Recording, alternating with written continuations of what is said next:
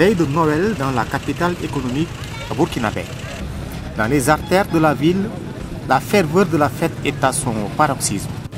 Au marché central, les clients se bousculent. Vêtements, mèches, guirlandes, cadeaux pour les tout petits, bref, tout ce qui pourrait contribuer à donner de l'éclat à la fête s'achète comme des petits pains. Le seul bémol... J'étais venu pour acheter de la viande pour la fête de Noël, mais malheureusement, il n'y a même pas un morceau de viande sur le marché. Finalement, je vais devoir payer du poisson. La viande, voilà une denrée qui est devenue plus que rare à Bobo Dioulasso. Et cela depuis jeudi.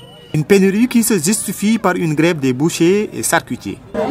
Bobo ne va plus recevoir la viande tant que nous n'aurons recevoir la lettre de démission de DG de l'abattoir actuel.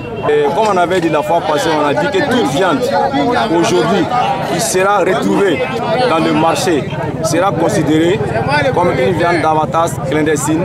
La saisine de cette viande, dite d'abattage clandestin, était à l'ordre du jour lors de leur dernière assemblée générale. Donc, pour joindre l'acte à la parole, des membres du collectif des bouchers et charcutiers, couteaux et machettes à la main, ont sillonné toute la ville ce lundi. Résultat, les quelques kilogrammes de viande saisie sont calcinés. Aucun animal ne sera abattu au niveau de l'abattoir ici, et notamment que ce soit bœuf, mouton, chèvre, âne, cheval, porc, même chien. Dès que nous saisissons ces viandes-là seulement, vous voyez le feu là, nous sommes en train de les brûler. C'est comme ça qu'on le fait. Parce que même la viande de l'abattoir, les viandes saisies de l'abattoir, on les brûle avec des punais. Voilà, c'est cet exemple-là que nous sommes là-dessus jusqu'à présent et nous allons continuer à nous battre.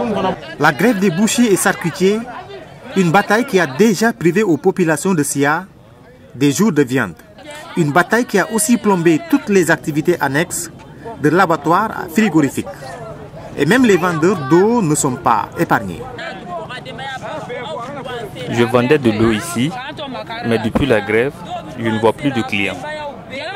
Donc je ne sais plus comment faire pour m'en sortir maintenant.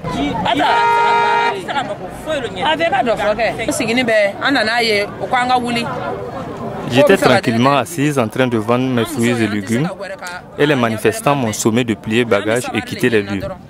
On prie Dieu afin que ce problème qui nous affecte tous puisse connaître un terme.